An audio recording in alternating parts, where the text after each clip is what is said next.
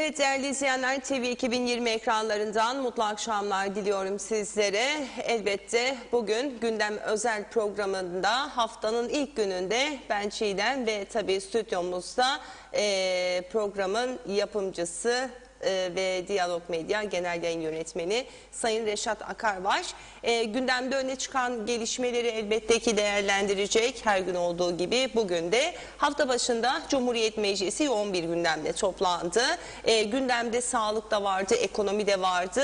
Ayrıca bir yıldır Cumhuriyet Meclisi'nde olmayan ve ülkede de bulunmayan Ulusal Birlik Partisi'nin eski başkanı, ülkenin de eski başbakanı Sayın Hüseyin Özgürgün'ün istifası görüşüldü ve Ulusal Birlik Partisi, Yeniden Doğuş Partisi ve Demokrat Parti'nin red oylarıyla Hüseyin Özgürgün'ün istifası mecliste reddedildi. Dolayısıyla tüm bunları elbette Sayın Akar değerlendirecek. Sizler de bizlere sosyal medyadan, Facebook üzerinden mesajlarınızı göndererek görüş ve sorularınızı bildirebilirsiniz. Sayın Akar, hoş geldiniz. Hoş bulduk Çiğdem Hanım. Tüm izleyenlerimize de hayırlı haftalar dileyerek başlayalım. Evet, bugün Cumhuriyet Meclisi'nde tabii hareketli bir gün yaşandı. Vatandaşlar bir taraftan ne olacak, ne edecek, ekonomi çöktü, parasızlık, pulsuzluk, sıkıntı, ne olacak, çarşı çökmüş vaziyette, insanlar merakla bekliyor, 1500 lira alamayanlar sancılı ve bugün tabii bir de 21 Aralık Şehitler ve Mücadele Haftası'nın ilk günü. Bu vesileyle de şehitlerimizi rahmetle anıyor, gazilerimizi saygıyla selamlıyoruz. 21 Aralık elbette Kıbrıs sorununda en önemli bir tarihtir.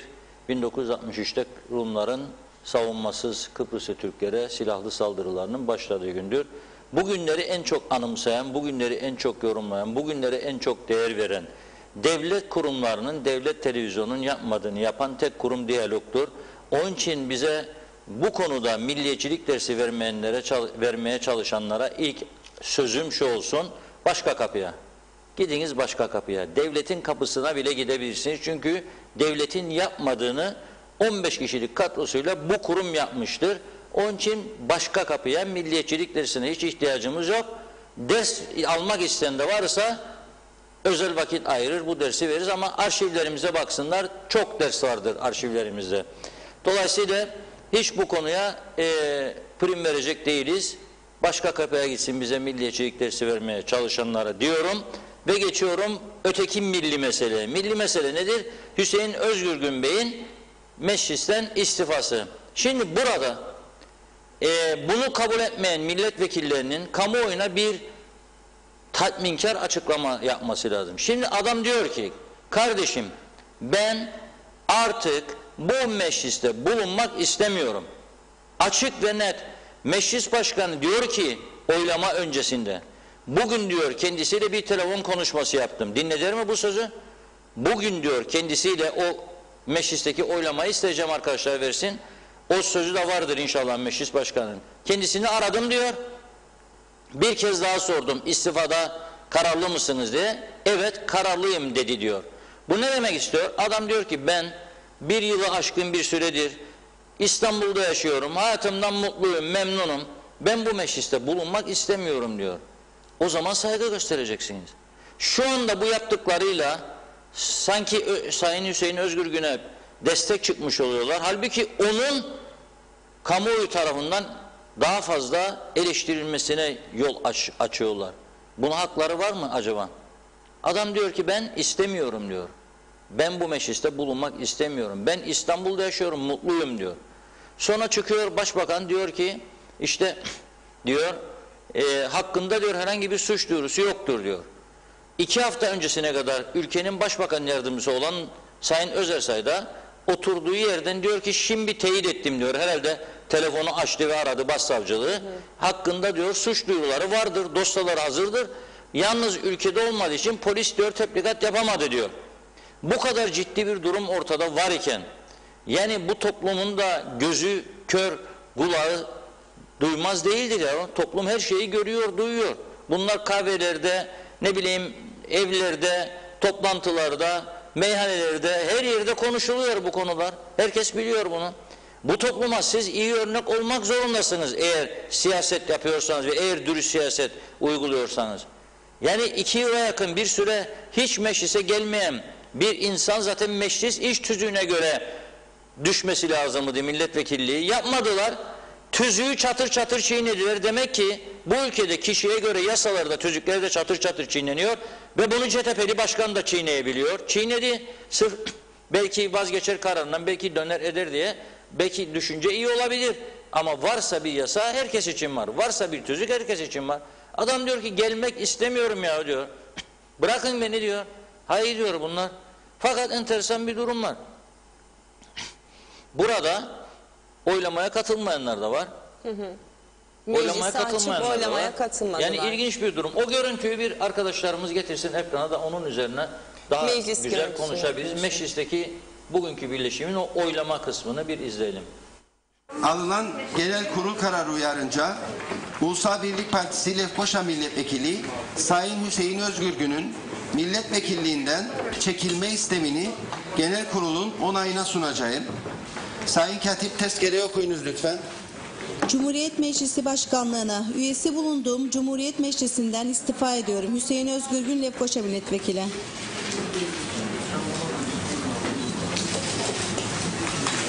O kadar. Sayın milletvekilleri, Anayasanın 85. ve İş Tüzüğü'nün 132. maddeleri milletvekilliğinin sona ermesine çekilme hali dahil Cumhuriyet Meclisi Genel Kurulu'nun karar vereceğini öngörür. Milletvekilliğinden çekilme istemi için yapılacak oylama, İş Tüzüğü'nün 147. maddesi uyarınca açık oylama olacaktır. İş Tüzüğü'nün 156. maddesi uyarınca oya konulan tüm hususlar anayasada ayrıca kural yoksa toplantıya katılanların salt çoğunluğu ile kararlaştırılır. Salt çoğunluk tek sayılarda yarıdan az olmayan, çift sayılarda ise yarıdan bir fazla olan çoğunluktur. Sayın milletvekilleri, şimdi oylamaya geçiyoruz. Adı okunan milletvekili kabul, red veya çekimser demek suretiyle oyunu kullanacaktır. Oylama cetvelini okuyunuz lütfen. Asım Akansoy. İzdem Gürçay Altuğra. Red. Olgun Amcaoğlu. Red. Hüseyin Angolemli. Kabul. Erhan Arıklı.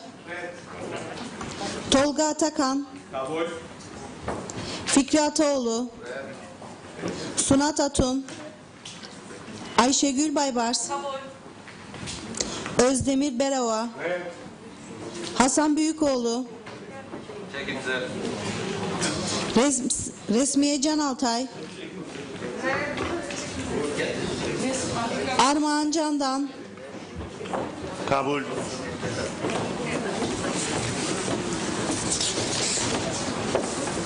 Örek Çağatay. Kabul. Koral Çağman. Aytaç Çaluda. Nazım Çavuşoğlu. Zeki Çeler. Serdar Denktaş. Doğuş Derya.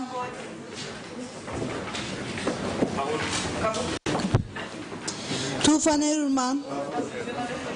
Kutlu Evren. Red. Mesut Genç. Menteş Gündüz. Biray Hamzoğulları. Oğuzhan Hasipoğlu. Sıla Usar İncirli. Kabul. Gülşah Sanver Manavoğlu. Özdül Nami. Dursun Oğuz. Fazilet Özdenefe. Kabul. Kudret Özersay. Kabul. Hüseyin Özgürgün yok. Yasemin Öztürk red. Cemal Gürsel Özyiğit. Kabul. Ali Pilli. Jale Refik Rogers. Hamza Ersan Saner. Önder Senleroğlu. Faiz Sucuoğlu. Erkut Şahali. Kabul. Salahi Şahiner. Kabul. Hasan Taçoy, Hasan Topal, Fikri Toros,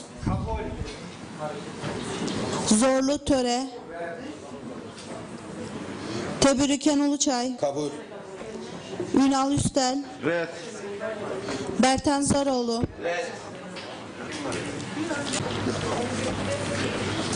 Sayın milletvekilleri,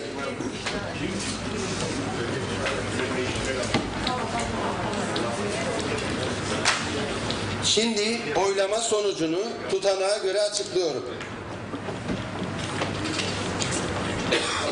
Kabul 21, red 23, çekimser 1. Fazladan sayın.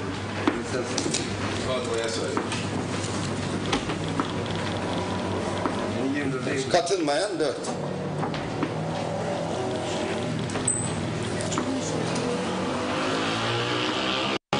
Böylelikle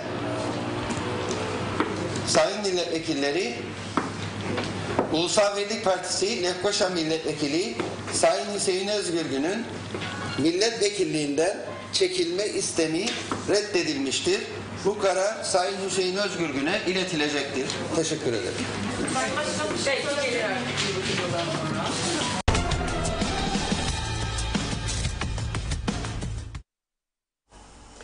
Evet, tabii Cumhuriyet Meclisi'ndeki oylamayı tam olarak ekranlara taşıdık. Sonrasında, bu oylama sonrasında bir gerginlik yaşandı yine konuyla ilgili. Sayın Akar, isterseniz onu hemen izleyelim veya yorumlayın, ondan sonra tekrar izleyelim. Şimdi bu oylamanın ardından kendisine iletilecektir diyor ama ben sabahleyin canlı olarak izlediğimde orada meclis başkanının bir sözü vardır. Kendisini aradım diyor telefonla diyor. O kısmını dinlemek istiyorum. Yani herkes, halkımız da tam gerçekleri görmesi açısından o kısmı hazırsa izleyelim. Henüz hazır değilmiş. Arkadaşlar haber Henüz hazır merkezinde değil. Peki. hazırlasınlar, sonra izleyelim. Bir iletin arkadaşlar haber merkezine. Şimdi burada benim dikkatimi çeken şu. Meclis 50 kişi. Bir kişi Cumhurbaşkanı oldu, 49. Bir kişi Hüseyin Özgür'ün kendisi, 48. Burada 21, 23 daha, 44, bir daha 45 tane oy var. 21 kişi diyor ki evet, istifasını kabul ediyoruz. 23 kişi hayır diyor, kabul etmiyoruz. Bir kişi çekimserim diyor. Fakat burada ilginç isimler var. Yani meclise gidip de oy kullanmayan Maliye Bakanı Dursun UBP milletvekili, Maliye Bakanı, fakat oylama saati salonda bulunmuyor ve oy vermiyor. Dışarıda evet, olduğu da biliniyor. Değildi o sırada. Genel kurula girmedi. 2. Hasan Topal Bey, Halkın Partisi'nden ayrılan ve bağımsız olan milletvekillerinden. O da oradaydı. Genel kurula girmedi. O da oradaydı. O da oy vermedi.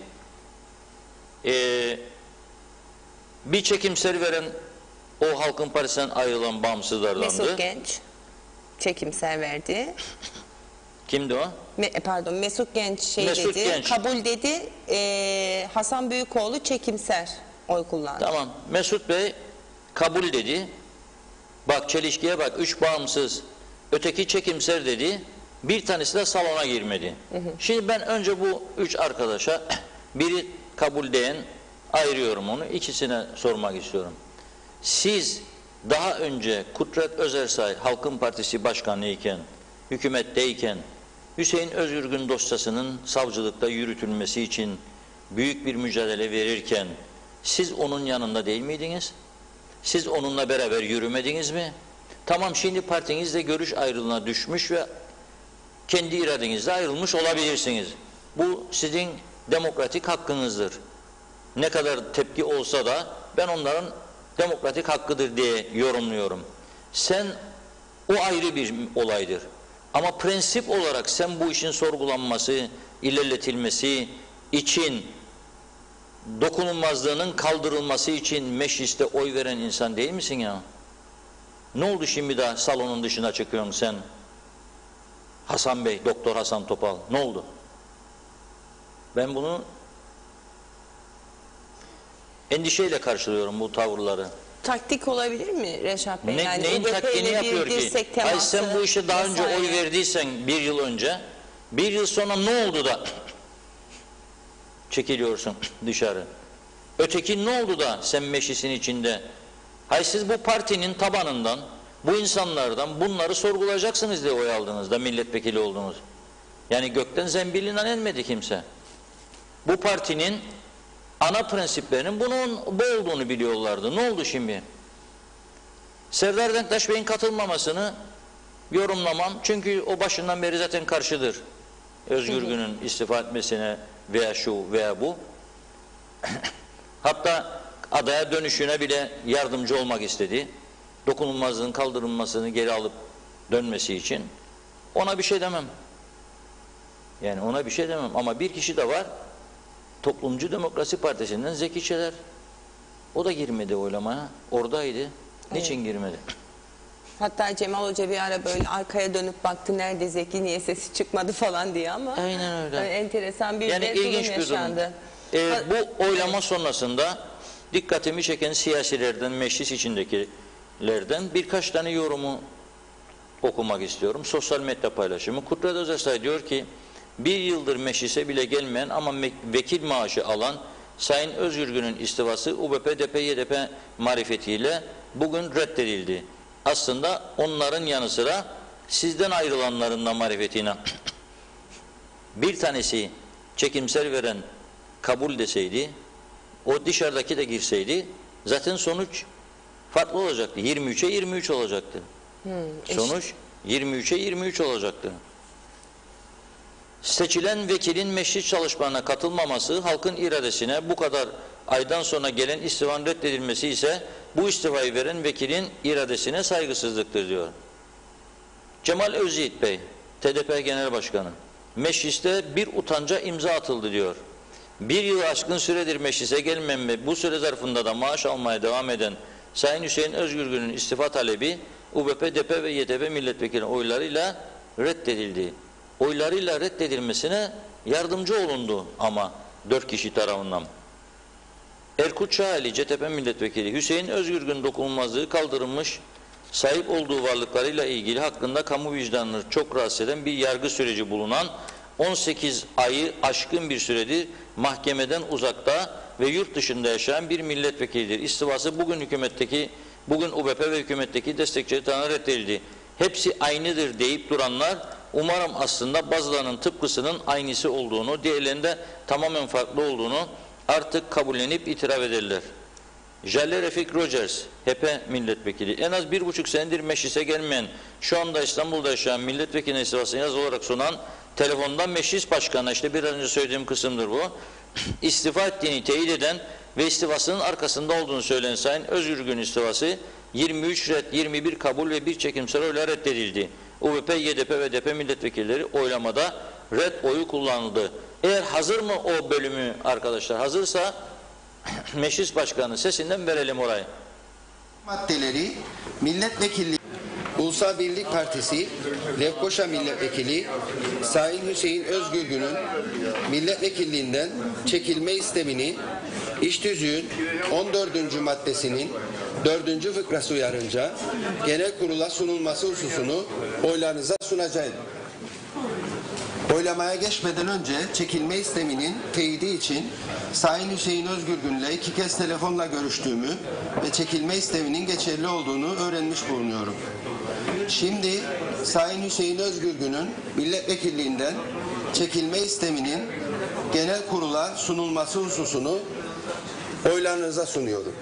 Sayın milletvekilleri, önce bu hususun gündeme alınıp alınmamasını oylarınıza sunacağım. Dolayısıyla bu hususun gündeme alınıp alınmamasını oylarınıza sunuyorum. Kabul edenler, İyice sayla yanlış olmaz.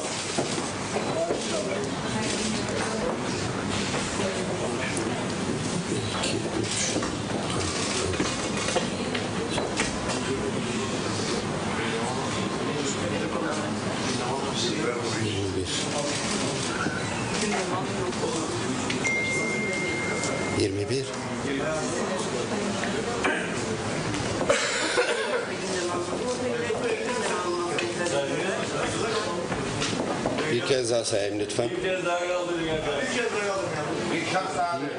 2, 3, 4, 5, 6. Evet, Cumhuriyet Meclisi'nde yaşanan gelişmeler bu şekildeydi. Devam edeceğiz ama öncelikle telefon hattımızda Toplumcu Demokrasi Partisi Genel Başkanı Sayın Cemal Özyiğit var. Sayın Özyiğit, beni duyabiliyor musunuz? Evet, duyabiliyorum. İyi akşamlar. Gündem Özel programına hoş geldiniz. İyi akşamlar, iyi yayınlar. Sözü Sayın Akar'a bırakıyorum efendim. Buyurun Sayın Akar. Selamlar hocam, nasılsınız? Sağ olun Reşat Bey, sizler nasılsınız? Sağ olun, iyiyim. Şimdi az önce sizin sosyal medyadaki yorumunuzu okudum buradan, bilmem duyabildiniz mi? Evet, buyurun. Mecliste bir utanca imza atıldı diyorsunuz.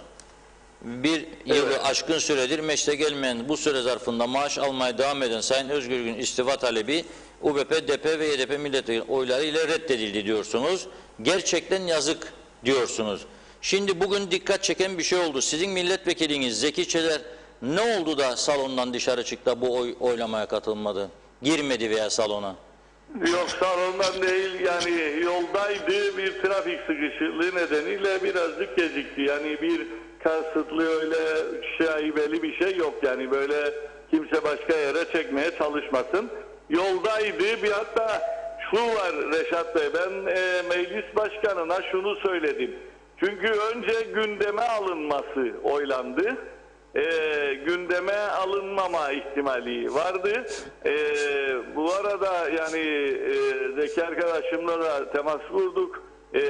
Anlaşılan bir trafik sıkışıklığı yaşadı. O da hızlandı yolda gelirken.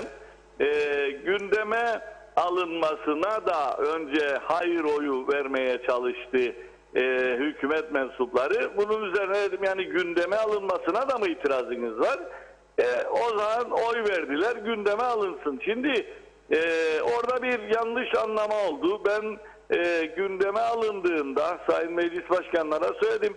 Gündem dışı 62. madde konuşmaları var. İşte bugün ben söz almadıydım orada. Gülşah Hanım aldı HDP adına ve Tufan Bey aldı CTP adına. Dedik ki ondan sonra olması gerekmez mi bu oylamanın? Yok dedi, gündeme aldık, biz oyluyoruz şimdi dedi Sayın Başkan. Yoksa Zeki arkadaşımız da yetişmek üzereydi. Nitekim yani meclisin dış kapısından girdi ama bu tarafta oylama bitmişti maalesef. Orada başka yere çekmeye gerek yok, yani öyle bir şey yoktur kesinlikle. Ama bu kadar önemli bir oylamada yani trafiğe sıkıştım, mazaret, İstanbul trafiği yok yani neticede burada. Önceden bir tam iletişim kurulamadı. Belki bu biraz da bizim kendi içimizdeki eksiklikten de kaynaklanabilir. Yani bu oylamaya katılamadığı için üzgün olduğunu söyledi mi size? Yani katılsaydı sizinle birlikte hareket edecek miydi? Yok, kesinlikle o konuda bir şey yok. Yani katılsa da tabii gene reddedilmişti düşürülmesi. Çünkü bu defa 23-22 bir çekimser olacaktı. Evet, ama tabii öteki arkadaşların durumu da ilginç, onu söyledik zaten. Peki bir şey sorayım. Meclisin iş tüzüğü nedir? Yani şimdi ben milletvekili seçildim, daha hiç 1,5 sene gelmem. Bunun bir kuralı yok mudur? Meclisin kendine göre bir çalışma sistemi yok mudur? Reşat Bey, maalesef işte yasalarımızda ve iş tüzükte ciddi eksiklikler vardır. Yani geçmişte de oldu. Yani meclisin genel kurulunun oturup oylama yapması ve bunu karar altına alması gerekiyor. Yani meclis genel kurulu istifayı kabul eder veya reddeder der.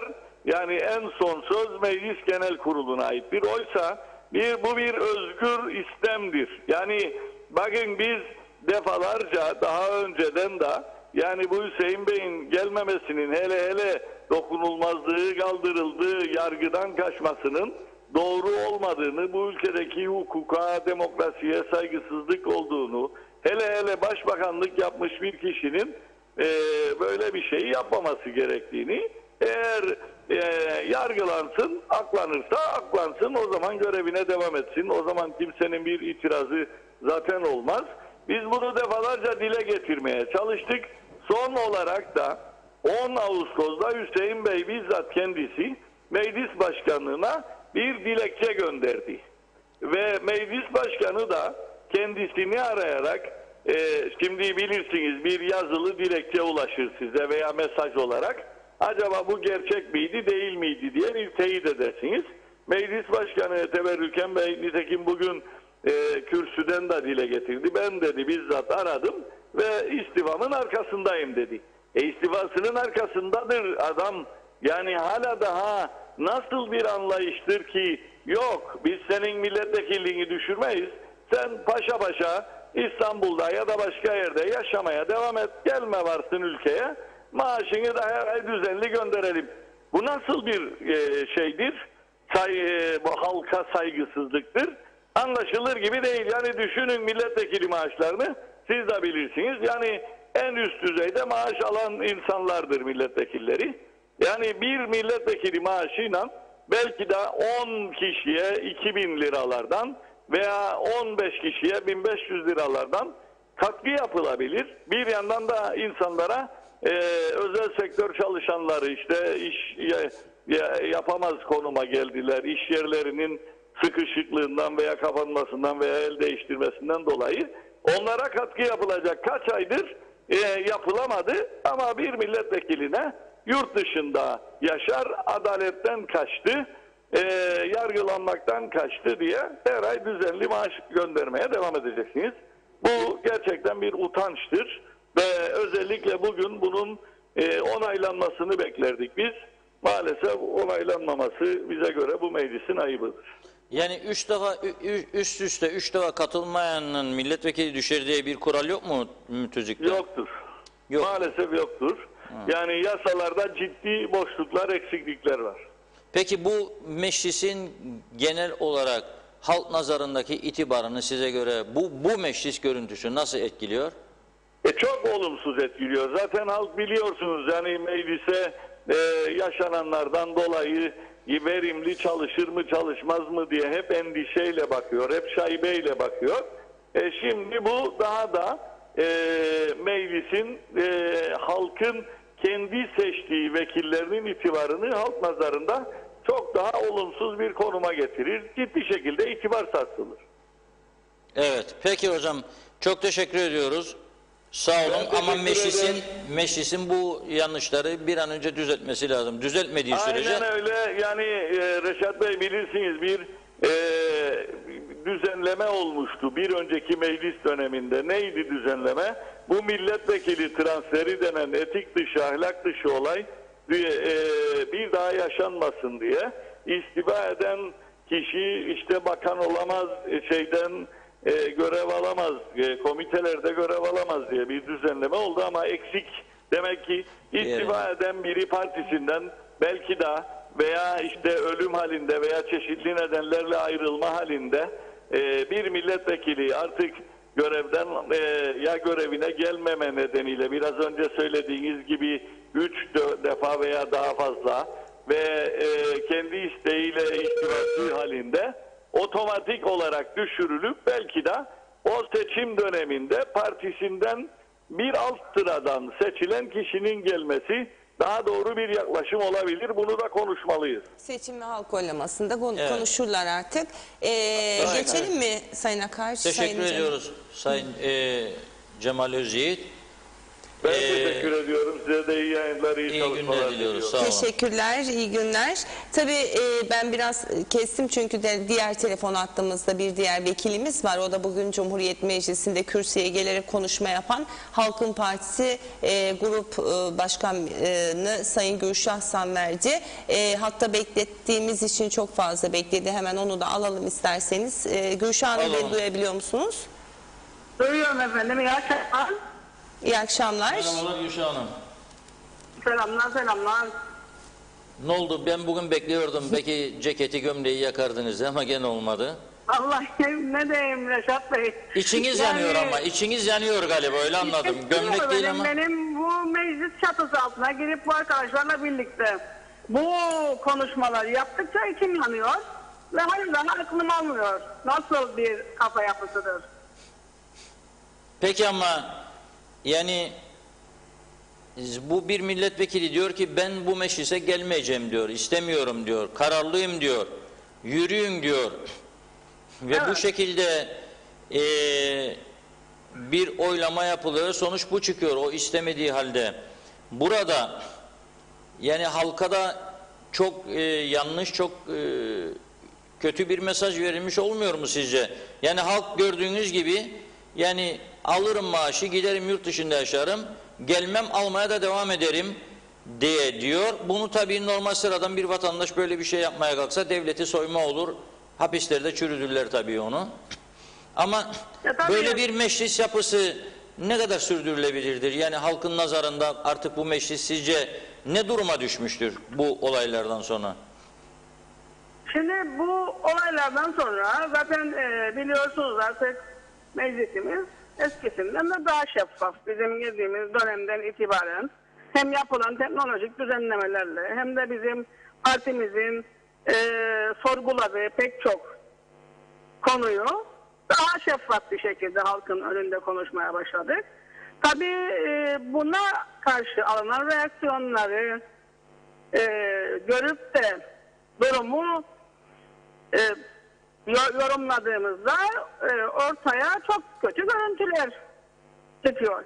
Ama bu arkadaşlarımız aslında senelerdir böyledir bu mecliste. Yeni bir şey değil.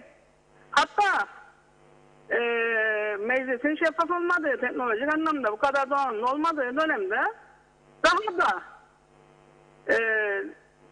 halka yakışmayan hareketler yapıyordu bu insanlar. Yani bu noktada biz artık bir yerden sonra değişeceklerini düşündüğümüz takdirde bu kadar bu sistemin değişmemesi için diretmeleri de yani akla gelebilecek bir mantık değil. Yani ben buranın efendisiyim, ben ne istersem yaparım havasında gidiyor bazı gruplar. Evet, aynen öyle. Yani bu mecliste bugünkü oylamanın sonucu bize gösteriyor ki sadece 3 parti değildir. Yani bir taktiksel meseleler de var. Yani şimdi Cemal Hoca dedi ki trafiğe sıkıştı Zeki Çeler. Şimdi bunu hiçbir vatandaş inanmaz buna. Böyle kritik bir oylama günü memleket ateş üstünde ve trafiğe sıkıştığıma gelemedim.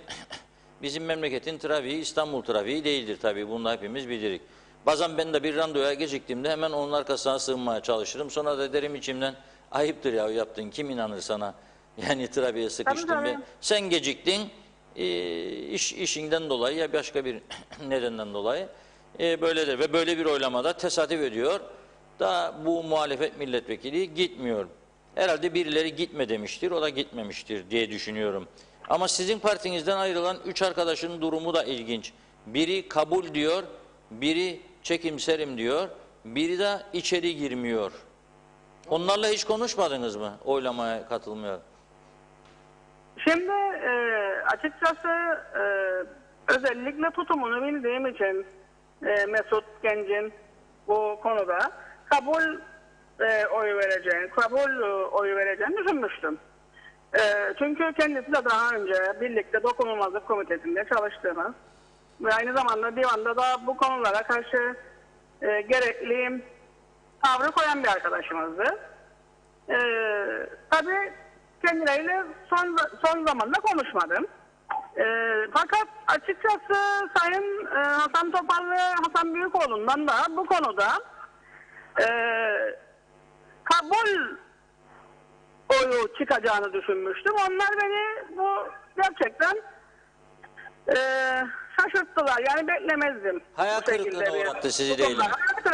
Aynen hayal kırıklığına uğradığımı söylemek isterim. Demek ki dün dündür, bugün bugündür veya daha önce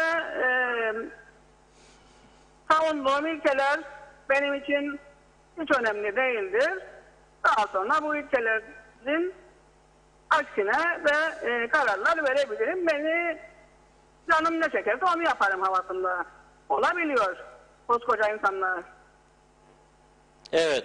Peki şimdi bu oylama da bitti. Bugün Hüseyin Özgürgün Bey gelmeyecek. Maaş almaya da devam edecek. Siz yani bu şekilde kapandı, bu iş oldu bitti maşallah mı diyeceksiniz, yoksa bu konuyla ilgili meclis içerisinde bu meclis tüzüğünün değiştirilmesi veya yasaysa yasanın değiştirilmesi yönünde rol alacak mısınız? Nasıl hareket edeceksiniz bundan sonra? Var mı bir parti kararınız veya sizin kişisel bir kararınız?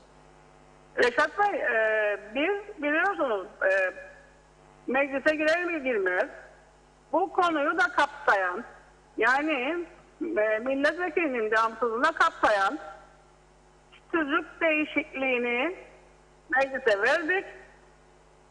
Komiteye götürdük.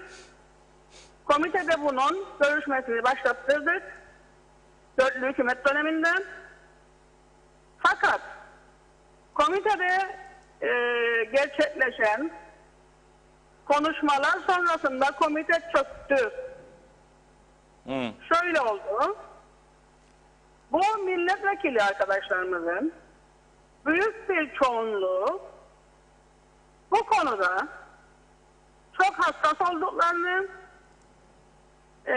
meclisin itibarını bu konunun bu şekilde düzenlenmesi takdir şeklinde olduğunda meclisin itibarını kaybedeceğini, milletvekilinin de asli görevinin mecliste yalnızca mecliste çalışmak değil, başka şeyler de olduğunu söylediler. Evet. Yani şaibe altında bırakılıyor bu meslek diyorsunuz.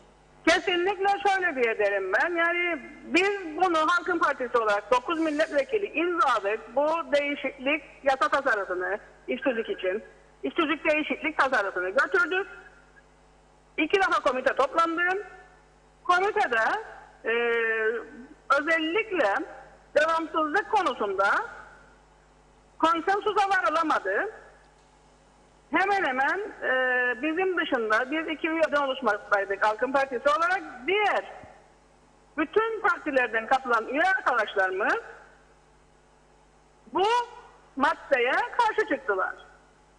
Bu bir ad hoc komiteydi ve her partiden de üyesi vardı. Ve orada bu konudaki bu maddeye özellikle devamsızlık ve devamsızlık olduğu takdirde maaştan kesinti olacağına dair maddelerden karşı çıktılar. Hepsinden. Sadece Cemal Bey bu konuda bizimle aynı düşünmekteydi. Hepsi demeyeyim. Hakkını yemeyeyim. Toplumcu Demokrasi Partisi'nin. Diğer partiler, Ulusal Birlik Partisi, Demokrat Parti ve Yeniden Doğuş Partisi ve bu konuda bizimle aynı düşünmüyorlardı. Yani meclise devamsızlığı olan kişinin maaşından kesinti olma noktasında ve belli bir devamsızlıktan sonra milletvekilliğinden çıkarılması konusunda bizimle aynı düşünmüyorlardı diye bu madde yüzünden komite çöktü. Evet. Peki şunu sorayım. Biz götürdük aslında. İlk günden götürdük Reşat Bey. Ve şunu söylemek isterim. Normalde işsizlikte 5 defa devamsızlık olduğu takdirde milletvekilliğinden düşmeniz konuşulur. Ama şöyle bir şart konmuş zamanında oraya. Özürsüz ve mazeretsiz demiş. Yani sadece telefon açarak ben bugün hastayım dediğiniz takdirde de bunun bir yaptırımı yok. Özürsüz ve mazaretsiz. Özür ne biliyor? İstanbul'dayım. İstanbul'u çok seviyorum. Bu bir mazaret olmaz mı mesela? İstanbul'u özlüyorum diye bir şarkı vardı. Yani tabii belli bir süreden sonra da rapor da getirdik. Ve telefon açıp işte ben bugün hastayım gelemiyorum derseniz de kabul edilir. Ama burada diyor ki Sayın Özgürgün, ben istifa ediyorum. Tamam mı arkadaşlar diyor. Ben 1,5 senedir yurt dışındayım, gelemiyorum, gelmek de istemiyorum. Ve gelsem bile bu işi yapmak istemiyorum. Diğer seçimi bekleyeceğim de diyebilir. Öyle değil mi? Evet. Ve diyor ki benim bu istifamı kabul edin diyor. Yani geçen güne kadar da bunu Kabul edin onaylıyor. diyor, gelmeyeceğim diyor oraya diyor. Peki ben Gelmeyeceğim diyor, istifamı kabul edin diyor. şunu da sorayım size son olarak da. Mesela bugün Sayın Başbakan da diyor ki bir suç unsuru yok ki diyor, aleyhinde dosyalanmış bir dava dosyası yok diyor. Sizin eski parti başkanınız diyeyim ki bana göre yani parti başkanınız, kurucusu Kudret Bey de diyor ki hayır diyor, şimdi teyit ettim diyor. Belli ki mecliste oturum devam ederken Kudret Bey bir yerleri aradı, savcılığı falan ve döndü dedi ki şimdi teyit ettim dedi. Dava dosyalanmıştır, suç unsuru bulunduğu için polise verilmiştir. Polis tebliğ edemedi diyor. Yani veremedi çünkü burada yok. Nasıl verecek? Yani adrese gitti, çaldı kapıyı. Tabii. Tak tak ben geldim, sen kimsin diyen olmadı içeriden. Onun için veremedi. Bunu nasıl karşılıyorsunuz? Yani bu başbakanın habersiz olduğu meselesi, bu konuyu bilmemesi mümkün müdür? Yani başbakanlığı çünkü Başbakanın bunu bilmesi mümkün değildir. Başbakan oraya bu konuşmayı bu şekilde yapmak için bilinçli olarak çıkıp başlamıştır konuşmaya bu şekilde. Bilinçlidir. Yani kamuoyunu yanıltmaya uğraşıyor başbakan. Evet. Ve siz de Yani ben mecliste de söyledim. Bugün bu oylamada istifayı kabul etmeyen veya çekimserim diyen veya odaya girmeyen saloncuktan izleyenler içeride arkadaşlar zaten dönüp arkamıza baktığımızda, son kurulan hükümete de baktığımızda, öncesine de baktığımızda, hükümet sonrasında Bakanlar Kurulu'nun da siparişli olarak kurulmasını da düşündüğümüzde, yani bakanlar zaten hükümet bir dokunuşla biliyorsunuz kuruldu. Bakanlar Kurulu da bir siparişle oluşturuldu. Tüm bunlara baktığımızda zaten yanlışa yanlış, doğruya doğru diyemeyecek kadar aciz ve korkak bir grup insandan oluşuyor zaten. oradaki bir korkaklar ordusu mu demek istiyorsun meclisin? Bir korkaklar ordusudur tamamıyla. Yani Bak, bu çok iradesi güzel. olmayan, Bak yarının başına iradesi- yardımcı oldunuz bana. Yarının Evet. başına yardımcı oldunuz. Korkaklar ordusu diye nitelendirdi meclisi Tabii. Gülşah Hanım diyorum. Yani mecliste bu istifaya ret veren, çekimsel duran veya hele de şeyden çıkan, oylamadan başlamadan çıkan kişilerin ait olduğu grup bir korkaklar ordusudur tamamıyla ve kendi iradesini zaten gösteremeyen bir korkaklar ordusudur. Evet. Siz bile içinde olan insanlar olarak bile bu kadar rahatsızlık duyuyorsanız bir de düşünün 1500 TL'yi bile alamayan aylardır perişan olan işsiz kesimi. Yani artık onlar bakalım ne düşünüyor, ne diyor. Yani sorma sahip. Ben milletvekillerinin Buyurun. maaşının çok olduğunu söylemedim hiçbir zaman. Bakanların da, doktorların da. Hatta şunu söylüyorum. İyi doktor istiyorsanız iyi para vereceksiniz. Çalmayan milletvekili, bakan istiyorsanız iyi maaş vereceksiniz. Yüksek, çok Ben, doğru. ben Çok bunu doğru. her zaman savunuyorum. Ama buna rağmen şimdi konu açıldı diye bir milletvekilinin net maaşı nedir Gülşah Hanım? Elinize geçen... 18.500. Bunun artıcıkları var mı? Yollucuk, mollucuk falan Yok, filan. benim yoktur. Bakanların biraz bir şeyleri vardır. Az bir şeydir onların da. Çok da fazla değildir fark. Onu söylemek isterim. Bildiğim kadarıyla Cumhuriyetçi Türk Partisi belli miktarını partiye keser. Evet, %10'unu Biz de kesiyor galiba. Zaman zaman belli miktarı bağış olarak partiye veririz. Belirli aralıklarla o şekildedir. Ama şunu da söylemek isterim bu sorunun üzerine. 1,5 senedir işte Sayın Özgür Gün gelemiyor. İstifasını da verdiğine göre bence almış olduğu maaşı da toplu bir şekilde bu dönemde ihtiyaçlı olan kişilere kullanılması için uygun bir derneğe veya sivil toplum örgütüne bağışlayabilir. Evet, bu da bir öneri. Hüseyin Özgür'ün azından- diyorsunuz ki almış olduğu maaşları bir yere bağışlasın diyorsun veya bağışlanması için verilsin. Kit ihtiyacı vardı. Sağlık Bakanı'nın test kiti göndersin bize İstanbul'dan, orada daha ucuzmuş. Mesela olmaz mı? Test kiti iyi olur. Yani Veya bu zamanda- aşı istiyoruz. Aşı 10.000 tane aşı gönderebilir bize oradan Hüseyin Bey. 20.000 tane gönderebilir. Muhakkak bağlantıları da vardır. Gerekli organizeyi yapabileceğine ben inanıyorum. Evet. Çok teşekkür ediyoruz Gülşah Hanımcığım. Ben teşekkür ederim. Sağ olun. Ben teşekkür ederim, sağ olun. Mecliste gürlemeye devam. Teşekkürler. İyi akşamlar. Çok teşekkürler. Görüşmek üzere.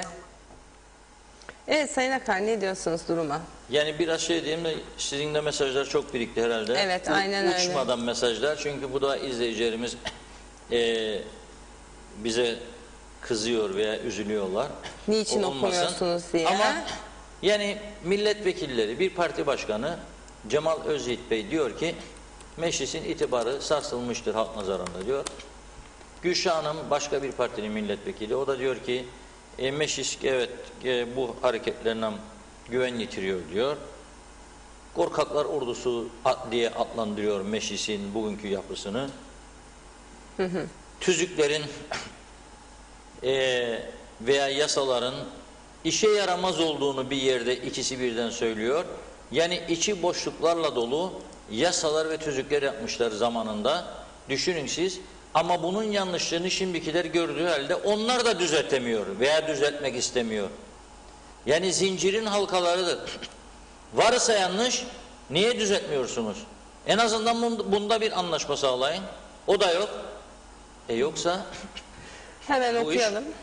yani çok vahim sonuçlara götürüyor bizi diye düşünüyorum ülkeyi. Sayar Aker savcılar ne iş görüyorlar adada diye sormuş konuyla ilgili yorumunda. Hasan Nihat Erduran kabul yargıda aklanma hakkını kullanması fırsatıydı.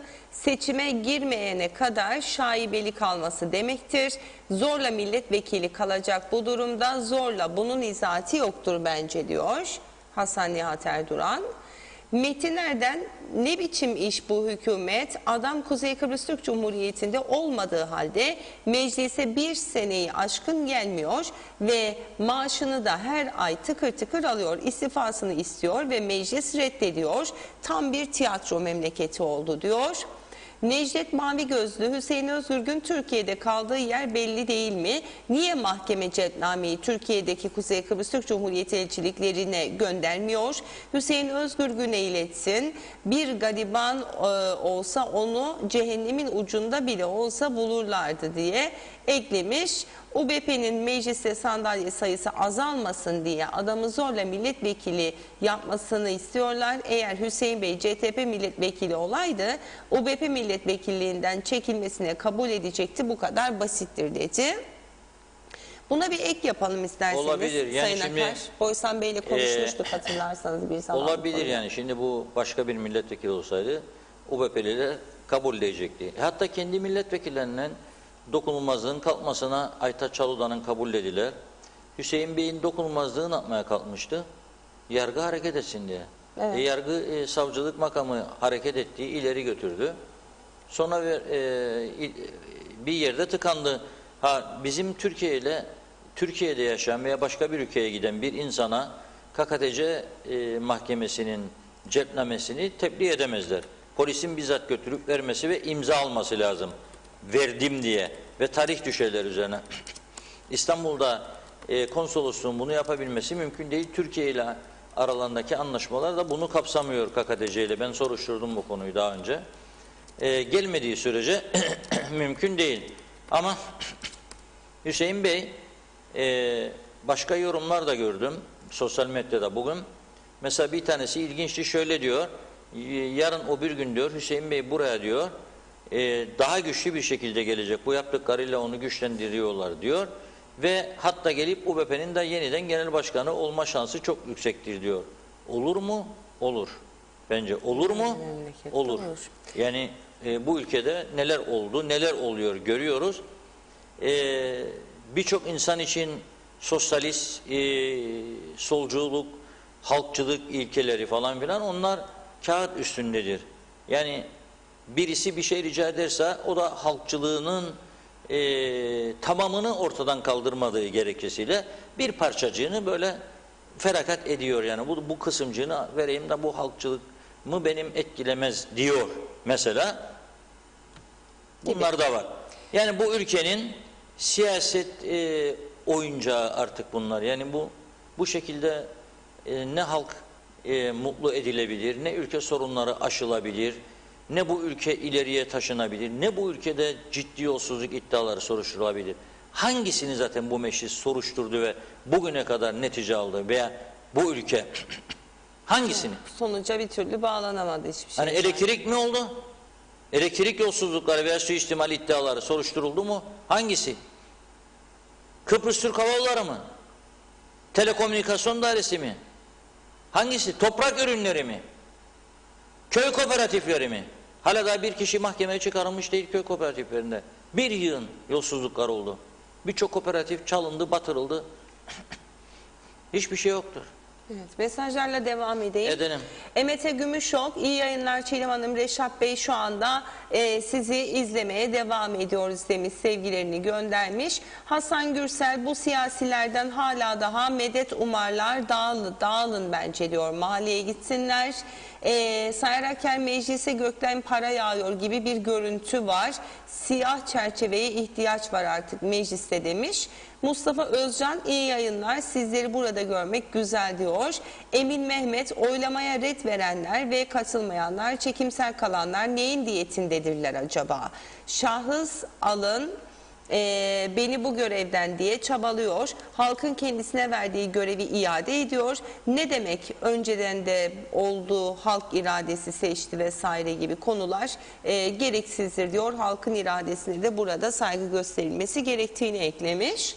Mustafa Güngör, arkadaşlar ne oldu yine diyor oralarda. Neyse benimle de uğraşmayın, anlatana benim anlayana kadar çok zaman kaybı olur diyor. İnsanları anlamak zor. Mehmet İnancı, Özgür Gün adaya dönmez, boşuna avunmasınlar ret oyu verenler dedi. Bekir Törer, hukuka saygısızlık ne demektir? Bu millete saygısızlık demektir aslında diyor. Mutlu Demirdelen, böyle rezillik siyaset nerede var Reşat Bey demiş. Özgür Gün, bırakın yakamı istemiyorum diyor. Belli ki adam da nefret etmiş bu tiyatro sahnesinden. Beyler, azınlığı ayakta tutma adına kişisel menfaatleri için hala olmaz diyorlar. Amaçları nedir? Tam bir siyasi enkaz ve çürümüşlüğün kanıtıdır. Hüseyin gitme diyenler diye de Evet, eklemiş. bak bir mesaj birkaç yerden geldi. Yayının altında da vardı ama özelden de geldi. Hatırlatıyorlar.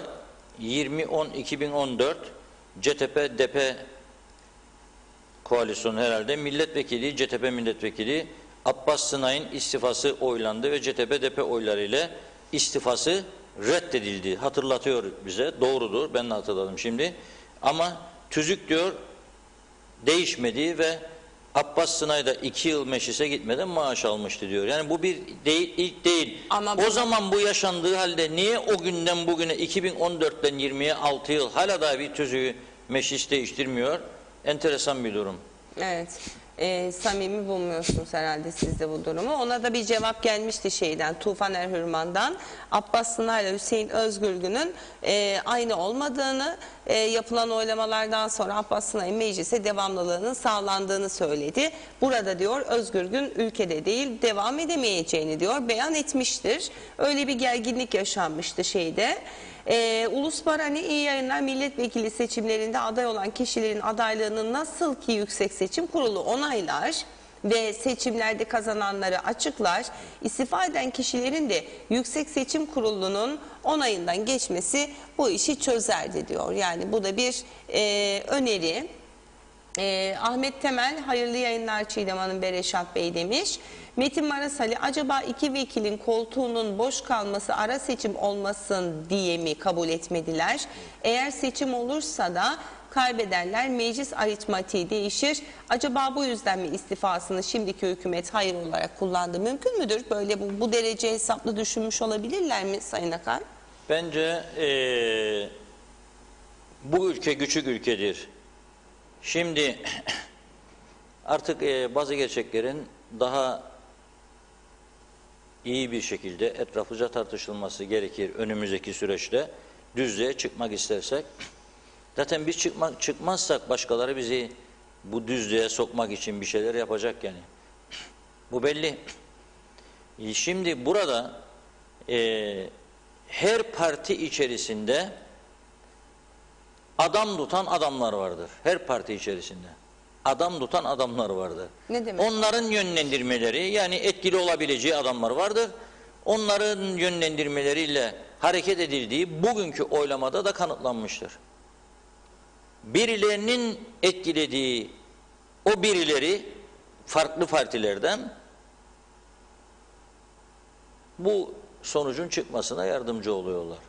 Bu kadar basit. Siz mesela yıllardır bu ülkede, bu ülkenin hem siyasetine yön veren, hem ülke sorunlarını sürekli gündeme taşıyan, kimsenin yazmadığını, konuşmadığını, yazan konuşan bir başta gazeteci olarak, mesleki tecrübenizi de göz önüne alarak böyle bir atmosfer gördünüz mü hiç böyle parlamentoda buna? Yani bu derece? geçmişte bazı olaylar oldu. Ercan VIP salonundan uyuşturucu çıkardığı iddia edilen milletvekilleri olmuştu.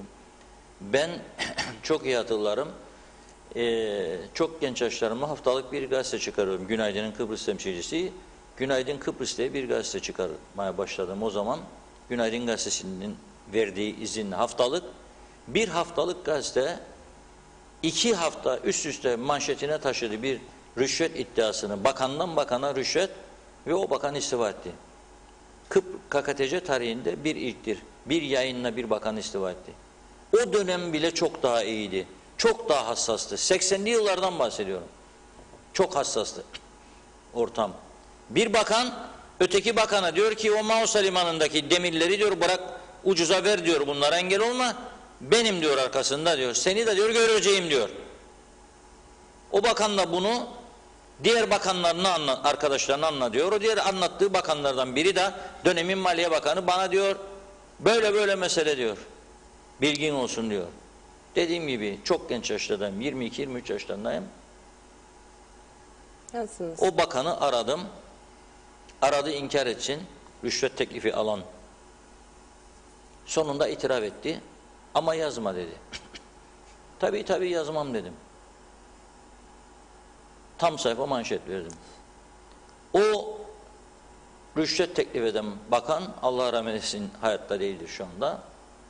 Bana ne haberler ne telefonlar, onu yapacak bunu yapacak şunu bunu falan filan. Bir hafta sonra bir daha manşet ve istifa etti o gün. Bugün yaptım be arkadaş dese biri gidip meclise, yok ya abi sen daha çekil kenara karıştırma ortalığı derler. O kadar seviye düşmüştür meclisin içerisinde ve siyasette. O kadar. Bunun da sebebi yarattıkları seçim sistemidir. Bunun da sebebi milletvekillerini bakan yapmadır. Bakan olacağı arzusuyla siyasete girme eğilimidir insanlarda. O yaptığı da ben niçin yapamayayım meselesidir. Bak şimdi çıkan bu tabloda yani bir farklı bir bakanlığı yapan bir adamı hiç ilgisi olmayan bir sahaya attıkları zaman, atmadır o bence. Tayin değildir. Atıyorum seni oraya, bakalım tepkini ölçecek. Evet. Ne demen lazım? Yapamam ben bu işi, bu benim görevim değildir. Teşekkür ederim demen lazım. O da yok. O da yok. O da yok. Şimdi sen vatandaş olarak bu duruşa nasıl bakıyorsun? Ve bu seni ne yapıyor? Bugün Akçay muhtarı, yani kadından bana güzel sözler var, o nedenle yayınlamam, böyle şeyleri sevmiyorum. Çok sayıda gelen mesajlar, videolar var, konuşmalar insanlardan, dertlerini açıyorlar. Ama içeriğini söyleyeyim, benimle ilgili kısmını attım, sözlü söyleyeyim, videoyu da yayınlamıyorum. Hep diyor söylüyordunuz, uyardınız diyor defalarca. Ne uyardıysa, ne söylesen doğru çıkıyor. Mesela bu fakirleşmenin sonu, bu özelde çalışanların işsiz bırakılması, desteksiz bırakılması. Bak diyor dün gece de benim eve geldiler diyor. 10 tane tavuğumu 2 dakika uzuyor aldılar gittiler diyor. Bu duruma geldi. Bu iş bu duruma geldi. O yüzden yani bu ülke nereye gidecek? Sonumuz ne olacak? Bak Rumlarda da yolsuzluk, suistimal olayları gırla. Son pasaport iskandalı. Ama ne oldu? 6,5 milyar euro gelir sağladığı bir konuyu bir Sayıştay Başkanı bombardımanı başlattı diye durdurmak zorunda kaldı. Yeni hedef 7,5 milyar euroydu. 7,5 milyar euro KKTC'nin 8 yıllık bütçesidir. Ve bunu durdurdu bir Sayıştay Başkanı. Cesaretli ve şimdi uğraşıyor, onu alacakmış Anastasiyas görevden. Durmak bilmiyor çünkü. Başsavcıya dedi sen de bu işin içindesin, göz yumdun. Siyasilere dedi Anastasiyas sen de içindesin. Hukuk büron dedi bu işlere girdi. Paralar aldı rüşvet, dinlemiyor, devam ediyor. Görevini kabul etme bağısına yürüyor bu insan. Var mıdır bizde? Var mıdır? Yoktur. Aman dokunmayayım, aman etmeyeyim, o yapmadı, bu yapmadı, bana ne şudur budur falan filan. Olmaz bu iş. Bu iş olmaz. Yani onlarda da vardır ama hiç olmazsa üstüne gidiyorlar. Hiç olmazsa bir şeyler yapıyorlar. Bak Baf'ın belediye başkanı eski hapistedir. Larnaka'nın eski belediye başkanı hapistedir. Rum eski ordu komutanı Atina'da hapistedir. Rum eski savunma bakanı cezaevinde hayatını kaybetti. Bir örnek göstersinler bana burada. Bir yerden başlamak lazım. Bu ne oluyor ya bu böyle? Bu kadar. Bu meclisin içi. Ha Hüseyin Bey ayrı konu. Adam dedi ben gelmem be kardeşim dedi. O kendi yolunu çizdi. Ben gelmem dedi. Partisi de zaten dokunulmazlığını kaldırmadı mı bu parti? Hepsi el kaldırdı. Hatta o konuda bile kendi aralarında tartıştılar. Benim daha başka bildiklerim var ama şimdi zamanı değil. O zamanki perde gerisindeki olaylarla ilgili de emin olduğum yani ama zamanı değil. Konuşacağız, günü geldiğinde her şey konuşulacak, evet, tartışılacak. Ama yeter ki demokratik bir ortamda olsun her şey. İnsanlar baskı altına alınmasın. Amaç burasının düzlüğe çıkmasıysa bazı şeyler tartışılacak, doğru yol bulunacak ve insanlar da mutlu edilecek. Yazık günahtır. Bak şehitler haftasında şu onu yapmadı, bu yazıyı yazmadı diye kendini milliyetçi satanlara söylüyorum. Milliyetçilik, vatanını sevmek, insanını sevmek sadece böyle günlerde haberin orada mı burada mı çıktığına bakmak değildir. Milletini, insanı sevmek demek, milletin ve devletin soyulmasını önlemek demektir başlıca görevin. Eğer devlet güçlü olursa ayakta durur o devlet. Eğer insanlar mutlu olursa o devlete sahip çıkar. Şu anda kendi devletine sahip çıkan insan sorsam yüzde kaçı bulur acaba? Kaçı güveniyorum de sorsam kaçınız bu devletinize güveniyorsunuz? Sorayım bakalım. %50'yi bulur mu acaba? Mümkün müdür bu? Yoktur. Nitekim yapılan kamuoyu araştırmalarında yıllardır, son 7-8 yıldır, 10 yıldır güvenilen kurumlar bellidir. 1. Ordudur. 2. Polistir. 3. Yargıdır. 4. da medyanın biridir belki. Budur sıra. Budur sıra. Ama siyaset yoktur. %15, 18, 20 öyle çıkıyor siyasete olan güven. Neden? İşte sebebi budur. Oturup da 50 kişi siz meclisin içerisinde 48 kişi neyse niye bir karar veremiyorsun? Bir telekonferans kursalardı Hüseyin Bey'le. Hüseyin Bey'i davet etselerdi gelsin meclisin bileşiğine çıksın o da konuşsun. Desin ki ben neden gittim, neden İstanbul'dayım? Anlatsın, konuşsun. Evet. Onunla itham altında bırakıldığı iddiaları vardır. Söylesin. Ve bu iş düzlüğe çıksın artık. Şimdi bugün böyle oldu. Bir bakarsınız bir ay sonra Hüseyin Bey 2 ay sonra bir daha gönderir. İstifasını. Bir daha mı toplum bu kadar meseleyi bırakıp bunu mu tartışacak bu ülke? Çok ciddi sorunları var bu ülkenin. Yani sosyal medyada da bu kadar, mesela bazen Facebook vesairede birkaç şey yazıldığı zaman hükümet bazı konularda hemen yan çizebiliyor. Buradaki sosyal medyada görmüyorlar mı acaba bu kadar tepki olduğunu insanların? Hem meclise karşı hem vekillere karşı, parlamentonun tümüne örneğin. Hüseyin Emektar, CTP'den Abbas Sınay gelmediğinde meclise ne kaldırıp oturtmadınız ortalığı demiş, vekillere göre yönelttiği bir soru. Yine devam ediyor. Bu arada yaklaşık 90 küsur mesaj var. Bunların hepsini okuyabilmem mümkün değil. Onu söyleyeyim. Şimdiden affınıza sığınıyorum.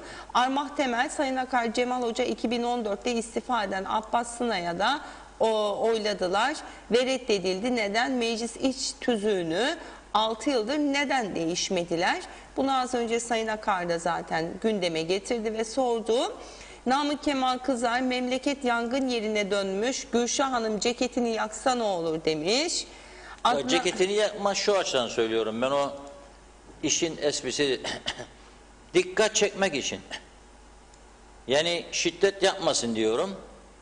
Değil mi? Evet. Yani şiddete gerek yok. Savunmuyoruz bunu. Madem ki ses konuşuyorum da dinlenmiyor, ceketini bir yakayım da dinle bari. Nasrettin Hoca'dan anlatıyoruz devamlı, boşuna anlatmıyoruz o fıkrayı. Ye kürküm ye meselesi vardı, kürkü yedirdi. Çorbanın içine veya yoğurdun içine kürkü daldırdı. Dikkat çeksin diye. Bir Bir şey yapmak lazım çünkü dikkat çekmiyor. Artık ne konuşulanlar, ne söylenenler, ne tavırlar dikkat çekmiyor. Olmaz yani bu şekilde bu sorunları aşamayız bu şekilde. Mümkün değil. Evet, devam ediyorum. Zeka Uçer bu durum artık gelecek seçimlerde temizlenir diye bir yorum yapmış. Ne dersiniz Reşat Bey? Gelecek seçimlerde bu durum temizlenir mi? Yani bir seçimde bu halkın... Vallahi ben bir hükümet mensubundan da duydum bir laf geçen günlerde. Ekim değil dedi bana, Mayıs'a kadar da ancak sürebilir belki de dedi. Bu hükümet dedi. Mayıs'ta da seçime gidilebilir dedi. Demek ki bir takım dışa yansımayan şimdiden sıkıntılar var. Bir takım dışa yansımayan sıkıntılar var demektir. Mayıs'a da çekilirse ne kaldı zaten? 5 ay burada. Ancak hazırlanırlar seçime. Mecliste değişmesi için partilerin değişmesi lazım. Partilerin değişmesi lazım. Oturup da 50 kişilik, 60 kişi, 75 kişilik parti meclisleri karar verecek kimin milletvekili olmasına adayı yok arkadaş. Bunun sonucu budur. Bunun sonucu bu meclistir. Evet. Seçim sistemi değişmesi lazım. Aday belirleme kuralları değişmesi lazım. Efendime söyleyeyim milletvekillerin bakanlık yolu kapatılması lazım. Bunun için çok ciddi reformlara ihtiyaç var. Yapar mı bunlar? Bunu yapmazlar. Bugünkü meclis tekrar gösterdi bize ki yapmazlar. Cengiz Tokyay, Çiğdem Hanım, Reşat Bey iyi akşamlar. Sayın Hüseyin Özgürgün'ün görevde bulunmadığı ve bu görevi reddettiği halde kendisine verilen maaşı kabul etmesini doğru ve etik buluyor musunuz? Kendisine şu ana kadar ödenen para tutarını Maliye Bakanlığı'na iade etmesi gerekmez mi? Madem istifa etti o zaman maaşı da kabul etmesin diyorlar. Ne dersiniz? Ömer Faruk Tekin hayırlı yayınlar demiş bu arada. Arın Taşarkan, Kıbrıs Türk Atatürkçü Gençlik Hareketi Genel Sekreteri bayağı uzun bir mesaj göndermiş. 25 Aralık faşist EOK'cı Kıbrıslı Rumların Kıbrıslı Türkleri yapmış olduğu katliamları unutmadık, unutmayacağız. Emperyalist İngiltere ve faşist Kıbrıslı Rumların siyasi partilerden DİSİ-DİKO ELAM'a karşı olduğumuzu söylemekteyiz. Aziz şehitlerimizi rahmetle anarız dedi. Oğuzhan Habis, Sayın Özgürgün oylaması halkın iradesini yansıtmıyor. Bence çıksınlar sokağa, sıradan 50 kişiye sorsunlar, daha verimli bir sonuç alınır dedi. Yazıklar olsun dedi bu arada. Devam edelim mi? Şimdi bir iki mesaj daha okuyun. Çünkü vakit ilerledi. 13. maaş meselesi var. Onu da konuşmamız lazım. Peki Uğur Bilimli, Sayın Vekilim Gülşah'ın memleketin bu hale gelmesinin asıl sebebinin Kudret Bey olduğunu düşünüyor diyor. Senaryoyu onlar çizdi, onlar oynadılar dedi. Nuran Kansu iyi yayınlar demiş bizlere. Samiye aylar önce 13. maaşlar ödenecek dediler. Bizim gibi engelli maaşıyla geçinen insanlara günah diyorlar. Hem engelliler hem özellikle sosyal yardım alanlar da bu 13. maaşın en azından yılda bir kere evlerine girmesini bekliyorlardı aslında. En az diğer yüksek miktarda maaş alanlar gibi. Ne dersiniz? Buradan geçelim mi? Mehmet Allah kerim tencere dibin kara seninki benden kara diyor. İstifa konusu bence böyledir diye de eklemiş. Evet, şimdi bugün mecliste tabii 2 tane konu tartışıldı. Birisi bu Hüseyin Bey'in konusuydu. Diğeri de neydi? 13. maaşlar meselesiydi. CTP Başkanı Sayın Tufan Eroğlu da bu konuda hem eski Maliye Bakanı hem şimdikine ve Başbakan'a bazı sorular yönetti. O soruların da cevabını alamadı gördüğüm kadarıyla. Yani bu 13. maaşları bir önceki Maliye Bakanı ödeneceğini söyledi. Anayasal haktır dedi.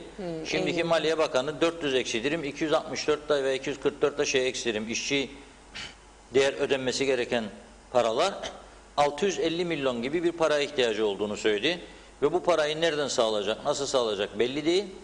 maaşların ödenip ödenmeyeceği belli değil. Şimdi biz bugün Diyalog Gazetesi'nde bugün bir yol gösterici ve fikirlerin tartışmasına yardımcı olan bir manşet yayınladık. Burada memur, öğretmen ve doktor sendikalarıyla Emekliler Cemiyeti'nin 13. maaşların bir hak olduğunu belirterek hükümetin bu uygulamadan vazgeçemeyeceğini savunuyor dedik. Ödenecek diye de bir manşet attık. Arkadaşlar bugünkü Diyalog Gazetesi'nin ön sayfasını hadi bir çabucak getirelim. Evet. Diyalog Gazetesi'nin manşeti. Burada önemli sendikalar vardır. Ve Emekliler Cemiyeti Başkanımız vardır. Kim var? Sayın Mustafa Tolga Emekliler Cemiyeti Başkanı, Sayın Özlem Gürkut Tabipler Birliği Başkanı, Sayın Şener Elcir Kıtos Başkanı, Sayın Güven Bengihan Kıtamız Başkanı, Sayın Metin Atan Kamusen Başkanı, Sayın Akın Manga Memursen Başkanı. Tümü de genelde aynı görüşte. Yani bu 13. maaşların ödenmesi lazım ve ancak bir de şu hatırlatılıyor. Diyor ki siz daha önce bize bu kriz vardır, bu ülke bunu ödeyemeyecek durumdadır ve biz bu 13. maaşların şu yaraları saracağız deyip de bunlara yönlendirseydi insanlar gidip de bankalardan bu parayı çekmeyecekti. Şimdi bankalardan da ben o zaman da söyledim ve bankalara da buradan mesaj verdim. Yapmayın bunu dedim. Bu hükümet yarın ödeyemezse siz de zora gireceksiniz. Çünkü maaşı almazsa bu adam seni ödeyemeyecek. Mahkemeye vereceksin ne olacak? Altında bir ev varsa evini mi alacaksın? Olamaz. Yani bir arabası varsa arabasını mı alacaksın da mutlu mu olacaksın bunu yaptığında? Yapmayın bunu dedim. Eylül ayından Dünya sarsıldı. Dünya ekonomik krizden kırılıyor. Para basıyor karşılıksız Amerika Birleşik Devletleri, Avrupa ülkeleri. Yapmayın, sizin paranız yok, pulunuz yok, petrolünüz yok, altınınız yok. Bu ülkeyi çökerteceksiniz. Bırakın bakalım ne olacak? Çünkü siyasiler karar veremedi. Niye veremedi? Seçim var diye. Seçim var diye karar vermediler. Halka doğruları söylemediler ödeyemeyeceklerini. Şimdi ne oldu? O günlerde ödeyebileceğini söyleyen eski Maliye Bakanı doğal olarak seçimden sonra da ödeyecek dedi. Çünkü çelişkili bir tavra giremezdi. O da haklı. Ama şimdiki diyor ben ödeyemeyeceğim. Yani ödemekte zorlanıyorum diyor. Nereden bulacağım diyor. Açık ve eksiği olduğunu söylüyor. Eylül ayında ama duyurdular ödenecek diye. Eylül'den Kasım'a aralığa tabii beklenti yüksek 13 oldu. ay çektiler de bir de şu gerçek var. Şimdi bakın bu 13. maaşları vermeseler de şuraya verseler diyen var. Doğrudur. Yani 400 kusur milyon Türk lirasıyla bu ülkenin birçok sorunu çözülür. Aşı sorunu da çözülür. Test sorunu da çözülür. Hastanenin eksikleri de çözülür. Fakat bir de şu gerçek var. Esnaf da şu 13. maaşı yoktur. Bu 13. maaşları bekliyor şimdi. Neden? Zaten çarşı kurulmuştur. Zaten insanlar iflas etmiştir. Belki bu paralar çarşıya akar. Şimdi Güney Kapısı da kapalı, rahatlarız düşüncesindedir. Yani şimdi onu mu savunacaksın, bunu mu savunacaksın? Şimdi bana desen verilmemesini savun da bunu yapsınlar. Yoksa verilsin da bu mu olsun diye. İki arada bir derede kaldık. Verilmesi İç piyasada en azından şu anda. borçlanmayı artıracak, bir yıl daha sıkıntılar yaratacak, verilmemesi piyasayı daha da çökertecek.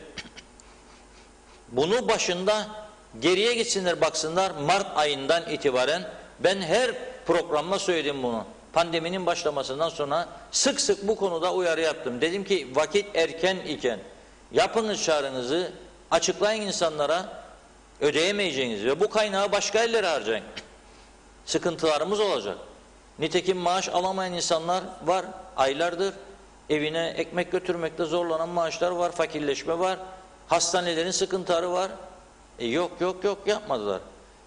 Hazırsa evet, telefonumuz Emekliler Cemiyeti Başkanımızı Mustafa Bey'i bağlayalım hazırsa. Hattımızda sanıyorum. Mustafa Bey iyi akşamlar. İyi akşamlar Şehrem Hanım. İyi akşamlar Esat Bey. Teşekkürler Mustafa Bey. Hoş geldiniz. Evet bugün Diyalog'da da yayınladık görüşlerinizi ama izleyicilerimiz açısından söyleyeyim. Yani bu 13. maaşlar verilmezse ne olur? Nasıl tepki gösterirsiniz siz? Şimdi Covid gündeme geldi geleli ne çalışan ne de emekli rahat bırakılmıyor. Yani sürekli adeta bir şeyler talep edilecek yerler olarak görüldü. Onu bir kenara bırakayım.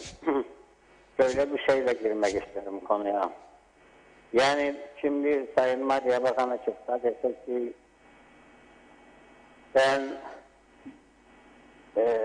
13. maaş ödeyeceğim ama Ocak maaşını, Aralık maaşını ödemeyeceğim.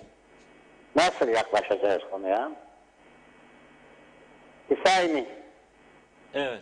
yani öyle bir değerlendirme yapılıyor ki sanki böyle açık bir yerde, kenarda bir yerde kimsenin olmayan bir 13. maaş var da o maaş verilecek. O durum o değil. Bu neticede emekliye ve çalışana verilen bir hak olarak yıllardır uygulanmaktadır. Dolayısıyla eğer gecikecekse ben diyeceğim ki siz Ocak maaşını geciktirin. 10 gün, 15 gün neyse. Ama Aralık maaşlarını ödeyin. 13. maaşları ödeyin. Evet. Ne diyecekler bize acaba? Nasıl verecekler? Şimdi tabii dün de sordu arkadaşlar. Arabadaydım. Ona göre cevap verdim. Fazla detaya girmedim. Fazla detaya girmek gerekmiyor da. Yani şunu söyleyeyim. Bir kere genç çalışan kesim çocuk okutmadan öyle bir duruma geldi. Çünkü en pahalı sektör oldu eğitim. Yani herkes çocuğunu okutacak diye cebindeki varını yoğunu veriyor. Evet. Genç kuş. Emekliye geldiğinde emekli ne yapıyor? Emekli de sağlığına veriyor. Geri kalanı da çoluk çocuğuyla paylaşıyor. Yani herkesin böyle dıştan böyle bol bol paraları olan bir kesim olarak görüyor ya çalışan bir emekliyi. Durum öyle değil. Bunu gerçekten söylüyorum. Durum öyle değil. Yani bizim her ay 1-2 bin lira tane paramız var. Sağlık konusu başlı başına bir dert oldu. Eskiden arasında doktora gidebiliyorduk. Şimdi doktora da gidemiyoruz. Özelde gitmek zorunda kalıyoruz. Ciddi sıkıntı. Tamam, bunu kabul ediyoruz Mustafa Bey de. Şimdi özelde çalışanların da aynı sıkıntıları var da şimdi bu pandemi sürecinde bu kadar ağır ekonomik kriz varken başından Mart'tan, Nisan'dan, Mayıs'tan, Haziran'dan söyleselerdi bu yıl ödeme yapamayacağız, alacaklarınız olsun da seneye ekonomik şartlar düzeldiğinde diye bir çağrı yapsaydı o zaman herhalde tartışırdınız bunu, değil mi? Yani bir orta yol bulunurdu. Dün de söyledim arkadaşlara. Yani böyle 10 gün kala kimse çıkıp da ben bunu vermeyeceğim diyecek hali yoktu. Bu çok önceden geçmişte yapıldı zaten. Bir tek ses çıktı mı ne sendikalardan ne emeklilerden, yani o yapılan o kesintiler. Evet, 2 aylık kesinti. Evet. Ciddi bir kesinti olmuştu yani kimse sesini çıkarmadı. Ödeneceğinde de talep gelmedi. Yani ödeneceğinde de biz talep yapmadık. Yani onu bekletseler 3 ay, 5 ay, 6 ay emin olunuz hiçbirimiz sesimizi çıkarmayacak. Şimdi yeniden bu ülke o günkü gibi bir sıkıntı içindeyse bütün sektörler, bütün kesimler oturup bunun değerlerini Nasıl olur? Sizin sürekli kullandığınız bir ifade var. Bu ülkede çok zengin var. Gerçekten bu ülkede 74 sonrası koşulların yarattığı öyle veya böyle hiç arzulamadığımız, yani geçmişte Kıbrıs'ta olmayan, yani uçurum, çok zenginler ve çok fakirler gerçekten vardır. Hiç onlar gündemde yok. Yani zaman zaman siz söylersiniz. Yani çıkamaz mı bizim de bir zenginimiz de şunu yapsın, çıkamaz mı da şunu yapsın, çekmiyor. O zaman tedbir alınsın.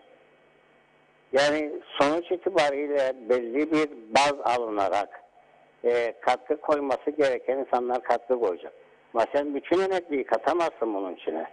Yani bu emeklinin büyük bir kesimi 7.000 ve onun altında maaş almaktadır. O da bareminin topundan çıkmışsa. 30 yıllık hizmet artı emeklilikte yürümesi gereken seneler. Bunlar eğer varsa o parayı alabiliyor. Memur ve müdür ve müsteşar maaşı farklı. Ama bu insanlar da bu parayı sokaktan kazanmadı ya. Ben 50 yaşında gittim istem taktım. 15 sene müsteşarlık yaptım diye. O kadar basit değildi o görevler.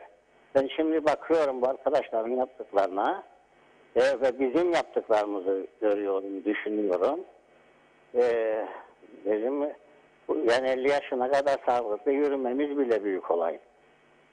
Gerçekten ciddi sorumluluklar altında çalıştık. Peki yani özetlersek bu 13'ler ödenmelidir diyorsunuz ve artık vatandaş da kaçacak durumu da yoktur Reşat. O kullanılan ifade vardı hani bankalara gerçekten bu paraları çoğu çekmiştir.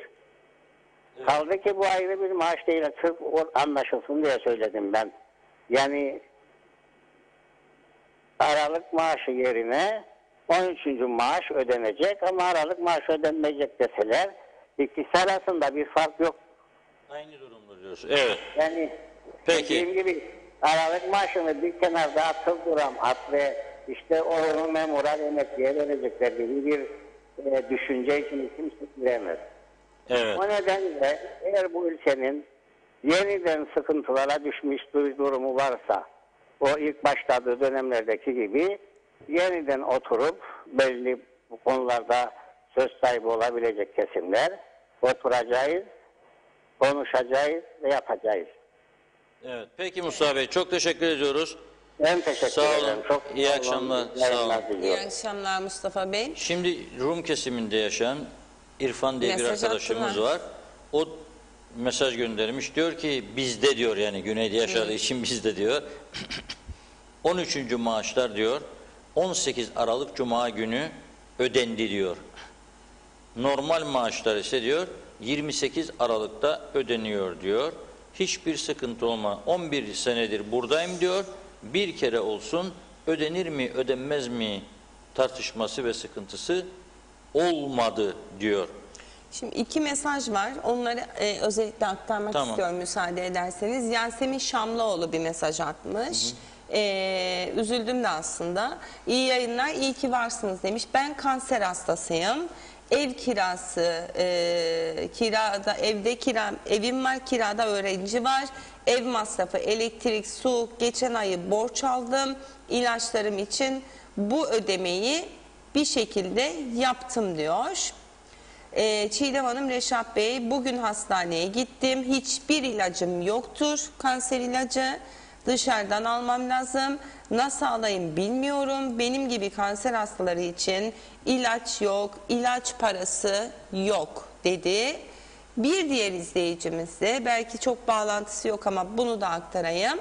Diyor ki Çiğdem Hanım, Reşat Bey, ben yoksulluk maaşıyla geçiniyorum. 1700 lira param var ve beni temaslısı olduğum için karantina oteline zorla yerleştirdiler.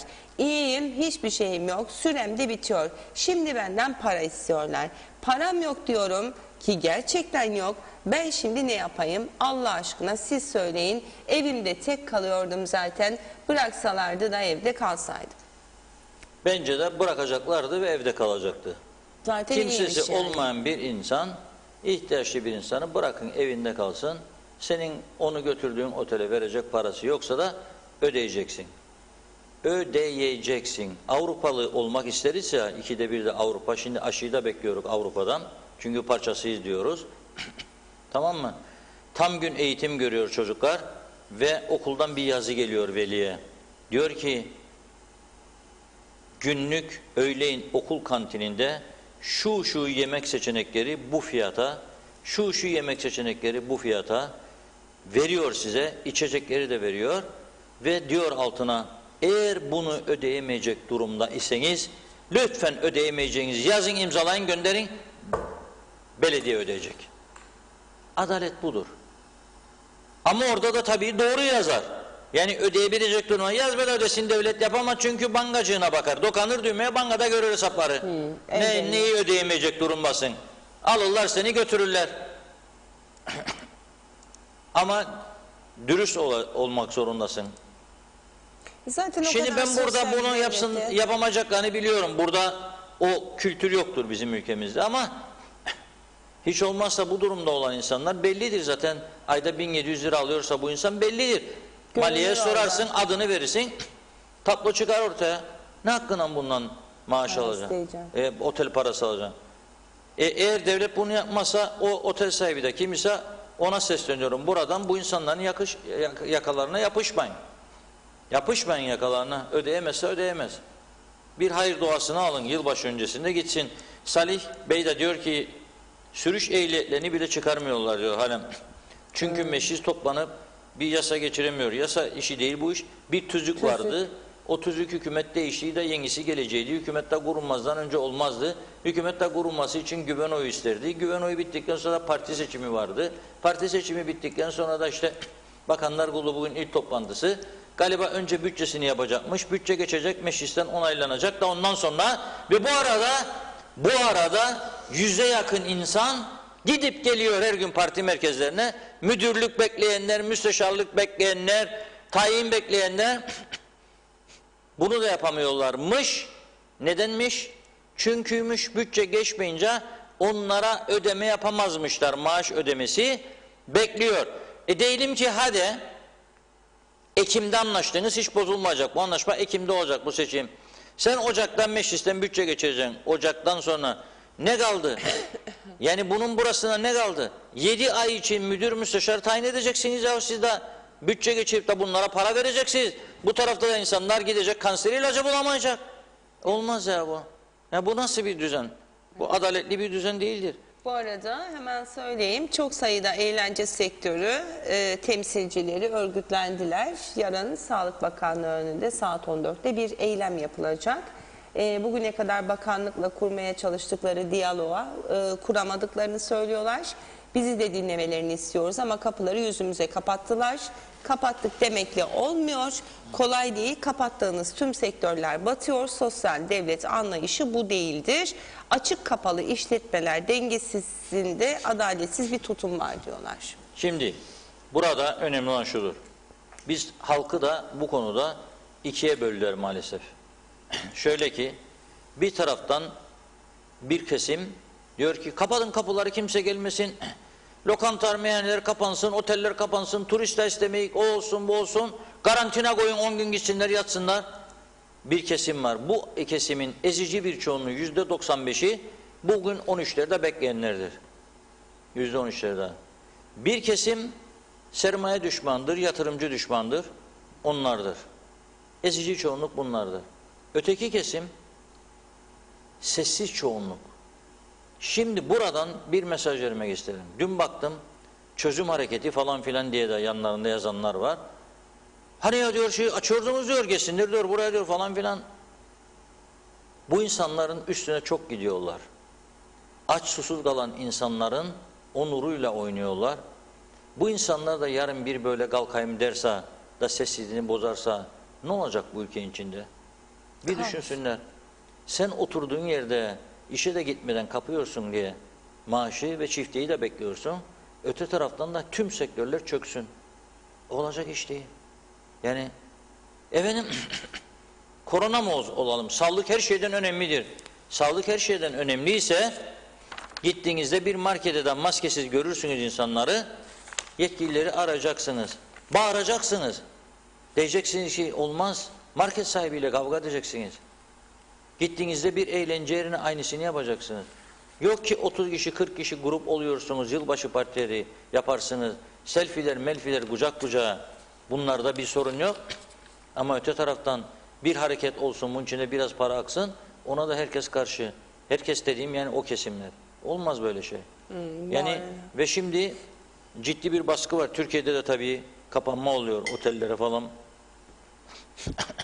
Yılbaşı nedeniyle ciddi bir şey var otellerle ilgili. Otellerle ilgili diyorum. Vatandaşlarla ilgili sokağa çıkma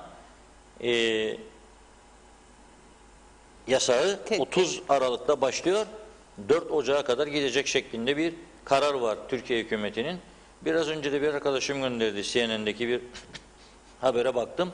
Daha da sertleşmeye yönelik tavırları var ama çünkü Türkiye'de vaka sayısı ve ölüm sayıları çok arttı. Ama nüfus çok. Bir de orada çok fazla toplu taşıma kullanılıyor. Evet, yani oradaki öyle. Bulaş olayı o yüzden Aynen daha da öyle. fazla.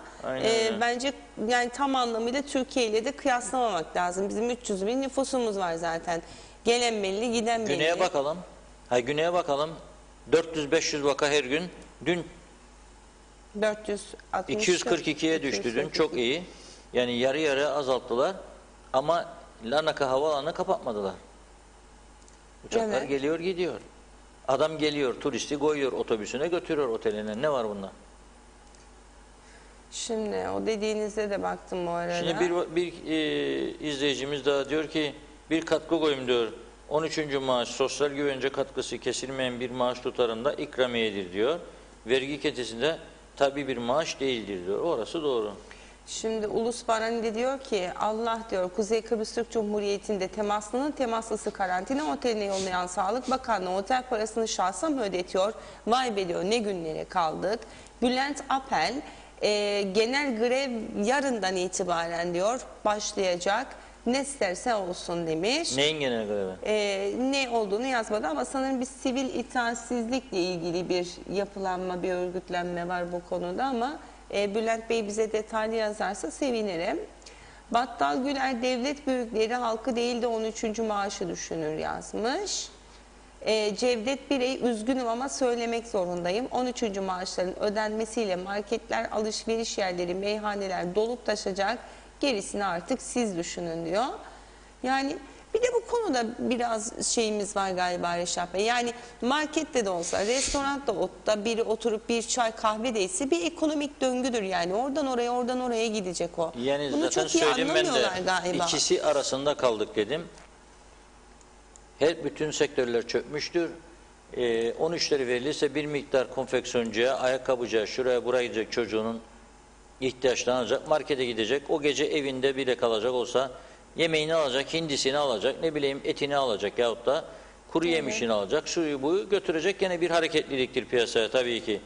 Diyor ki Hüseyin Avcı Bey, bir hükümete önerim olacak diyor. Madem para yok 13. maaşları ödeyemez, 8.000 TL altında alanları ödesinler. Üst düzey ve 8 TL 8.000 üstünde olanlara bir fedakarlık yaparak daha sonra para olduğunda alsınlar. Görelim bu milliyetçi ve kahramanları. Her yere para var, gariban vatandaşa yok diyor. Güney'in işçileri de şey diyor. Ne olacak bizim halimiz? Bize artık konuşmaz oldular diyor. Nerede 300 bin Çiğdem Hanım? O geçen seneydi. Şu an 200 kaldıysa iyidir. Ha, nüfus anlamında söylüyor. Ortalama 300 bin nüfusumuz var dedim ya o yüzden. Evet. Sayın Akar. Bu arada Bakanlar Kurulu da toplandı. Onu söyleyelim. Evet, Bakanlar Kurulu toplandı. Bittiği zaman bir açıklama bekleniyor diye bir haber verdiler. Bugün sonuna geldik, bitirmek zorundayız. Ama bu konuyu da atlayamam. Çünkü sürmanşetten verdik diyalogda bugün. Çok önemli.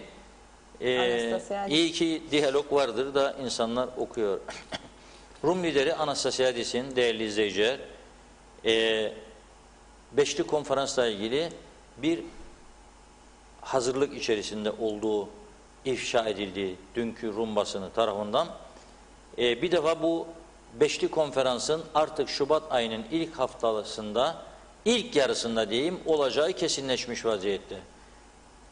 Şimdi Ocak ayının ortasında Bayan Lut yeniden adaya geliyor. İki liderle tekrar görüşecek. Bu görüşme daha çok Beşli Konferans'ta ele alınacak konuları ihtiva edecek.